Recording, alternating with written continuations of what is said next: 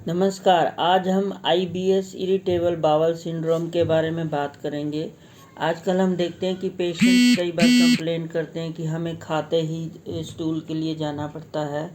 या पेशेंट की weight loss होता जा रहा है, उसे कुछ भी खाया पिया पचता नहीं है, जिसमें कि हम देखते हैं कि जैसे किसी ने चने की दाल खाई तो वो एज इट इज़ बाहर आ गई। इरिटेबल बाउल सिंड्रोम मतलब इसकी वजह से पेशेंट को एंजाइटी भी रहती है, वेट लॉस होता रहता है, एब्जॉर्प्शन नहीं होती, नरिशमेंट सक नहीं होती। तो पेशेंट कंप्लेन करता है कि हम सब कुछ खाते हैं फिर भी हमारा वेट नहीं बढ़ता। इरिटेबल बाउल सिंड्रोम मतलब कि उसका जो बाउल इंटेस्टाइन्स हैं वो इरिटेटेड हुई पड़ी हैं। इसमें हम देखते हैं कि जो ये इरिटेबल बाउल सिंड्रोम दो माउथ टू स्मॉल इंटेस्टाइन तक अगर हम देखें तो उसकी जो इरिटेशन डिस्टर्बेंस है उसको क्रोन डिजीज़ में लिया जाता है, और बड़ी आंत से रेक्टम एनस तक इसको कोलाइटिस में लेते हैं। तो ये टोटली दोनों मिल के इसको इरिटेबल बाउल सिंड्रोम में हम लेते हैं। इसके जो हैं 6 कारण कहे गए हैं।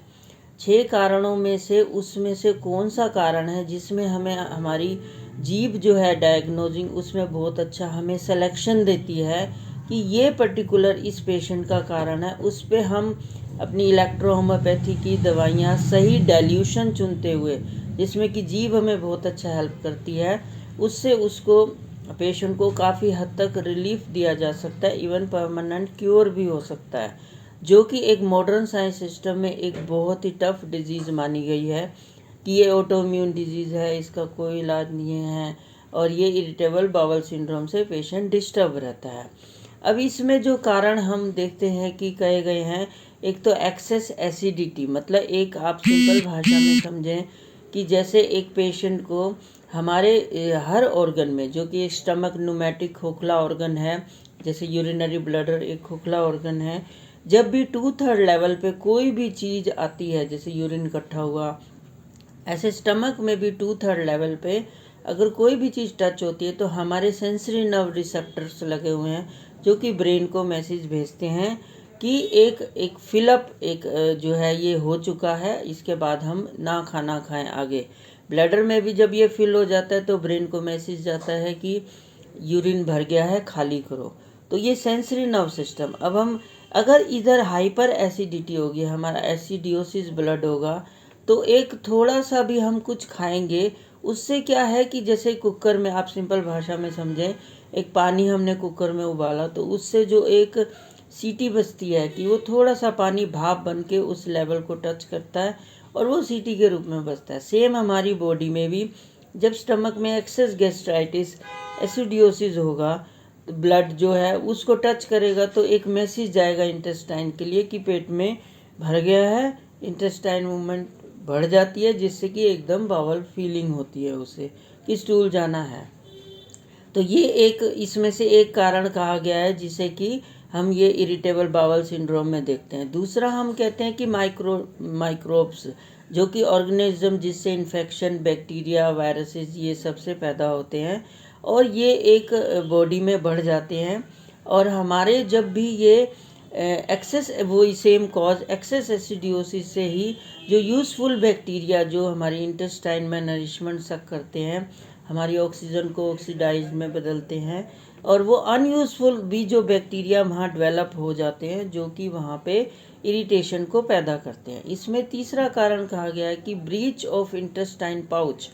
मीन्स क्या है कि हमारी जो एक स्मॉल इंटेस्टाइन की आउटर लेयर है, जो एपिथेलियम सेल्स हैं, वहाँ पर एक छोटे छोटे छेद होते हैं जो कि नरिशमेंट को सक करते हैं,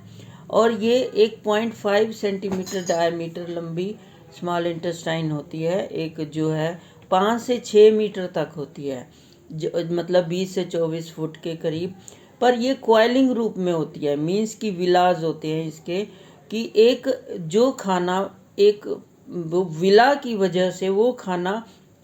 जो है उससे पास आउट होता है, जिसे कि 3 से 4 घंटे वहाँ से लगते हैं कि वो 50 to 60 मीटर तक का डिस्टेंस कवर करता है। इसको हम सिंपल भाषा में समझे, जैसे हम देखते हैं कि जब मंदिरों में भीड़ हो जाती है तो पुलिस वाले बल्लियाँ लगा देते हैं कि वो जो भीड़ है वो कंट्रोल की जाए, कि वो 10 मिनट का रास्ता 3 घंटे में कवर होता है, वो मुड़ते हुए भीड़ जाती है,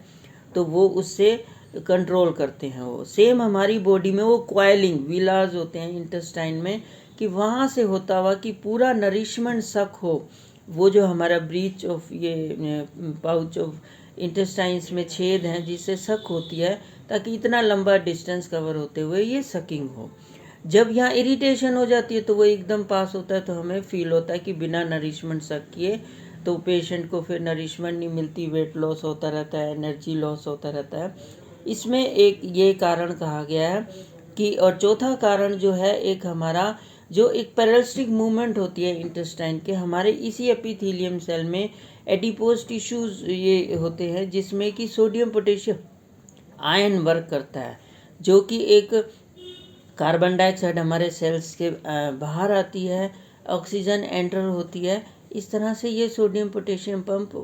वर्क करता है। और एक जो स्क्वीजिंग, एक तरह से एक्सपेंशन और एक तरह से सिकुड़ना फैलना, ये सारे काम जो कि एक्यूपंक्चर सिस्टम में कहा गया, हमारा किडनीज इसके लिए जिम्मेवार होती हैं, जो कि किडनी हमारी इलेक्ट्रोलाइट्स भी बैलेंस करती है, यही सोडियम पोटेशियम। तो ये सोडियम पोटेशियम पंप जब एक काम नहीं करते तो वही नरिशमेंट सकिंग में इरिटेशन पैदा हो जाती है, जिसके की वजह से ये डिस्टर्बेंस होती है। इसमें जो पांचवा कारण है, वहाँ इन्फ्लेमेशन पैदा हो जाती है इलिसिकल वाल में, जो कि एक हमारे सिस्टम में कहा जाता है वहाँ अस्थि का निर्माण होता है, मतलब बोन मैरो, कि जब बोन मैरो में इन्फ्लेमेशन इन्फेक्शन आई तो वो बोन्स भी डिस्टर्ब हुई, मसल्स भी डिस्टर्ब हुई, नरिशमेंट सक नहीं हुआ, इन्फ्लेमेशन पूरी घूमती रही, तो वो भी एक तरह से वेट लॉस होता रहता है। इसमें जो छठा कारण कहा गया है कि हमारे HCl, जो कि स्टमक में HCl का लो होना, जो कि एक जिसको हाइपो एसिडिटी कहा जाता है, जिससे कि हमारे एंजाइम, मतलब लैक ऑफ एंजाइम कि वहाँ पे कम निकले, जिससे कि खाने पे वर्क नहीं हुआ, तो वो हाइपो एसिडिटी में कहा जाता है। या हाइपर एसिडिटी, कि वो एक्सेस इतनी ज़्यादा गर्मी है जो कि एंजाइम्स आर हीट सेंसिटिव, कि वो काम ही नहीं करते। जैसे हम देखते हैं कि एक तंदूर है, सिंपल भाषा में समझें कि उसमें लकड़ी कम होगी तो वो रोटी पूरी सिकेगी नहीं, बहुत ज़्यादा तेज आग होगी तो वो जल जाएगी। तो इसी को हाइपर और हाइपो एसिडिटी कहा जाता है। तो इसमें जो है हम देखते हैं कि ये जीभ हमें बहुत अच्छा एक हमें हेल्प करती है कि हमें वहाँ एंजाइम अगर बढ़ाने हैं, हाइपो एसिडिटी है तो हम पॉजिटिव में मेडिसिन देते हैं, मतलब D3 D4 के लेवल में, जो कि जीभ हमें बहुत अच्छा हेल्प करती है कि वहाँ पे हमें कौन सा डेल्यूशन सेलेक्ट करना है। और इसी के साथ अगर हाइपर होगी तो हम वहाँ देखेंगे कि वहाँ एक्सेसिव हीट की वजह से जीभ में, स्टमक एरिया में कलर भी रेड हो जाएगा, इन्फ्लेमेशन, हीट हो जाएगी, और या एक रोल्ड टंग बोलते हैं हम कि वहाँ पे ग्रूव पैदा हो जाएगा। इसी तरह हाइपो एसिडिटी में भी उस स्टमक एरिया में एक तरह से शाइनिंग आ जाती है, जो कि इसके फंक्शनल को स्लो शो करती है। तो इस तरह से हम कारण पे काम करते हुए, जीभ को साथ में हेल्प लेते हुए, इरिटेबल बावल सिंड्रोम के सही कॉज पे काम करते हुए हम इससे पेशेंट को इससे निजात दिला सकते हैं। और इसमें इलेक्ट्रो होम्योपैथी दवाइयाँ बहुत अच्छी हेल्प करती हैं, और जो कि प्योर हमारी हर्बल प्लांट एसेंस होते हैं, 37 डिग्री पे इसके एसेंस निकाले जाते हैं, और जीभ से हम इसमें बड़ी अच्छी इन दवाइयों के डाइल्यूशन को सेलेक्ट करते हुए एकदम पेशेंट को कम टाइम में बहुत अच्छा रिलीफ मिल सकता है। तो ये जीभ टंग डायग्नोज बहुत ही अच्छा सिस्टम है, इससे हम अपने सिस्टम पे रूट कॉज पे देखते हुए हम अपना बहुत अच्छा हेल्प कर सकते हैं। किसी को भी अगर ये इस चीज़ में हेल्प की ज़रूरत हो तो वो भेज के बहुत ही नॉमिनल चार्जेस पे हम उसको गाइड भी करते हैं। वो किसी भी सिस्टम पे, किसी भी थेरेपी से अपना वो ट्रीटमेंट ले, और वो अपना रूट कॉज पे काम करते हुए उससे इस बीमारी से निजात मिल सकती है। धन्यवाद।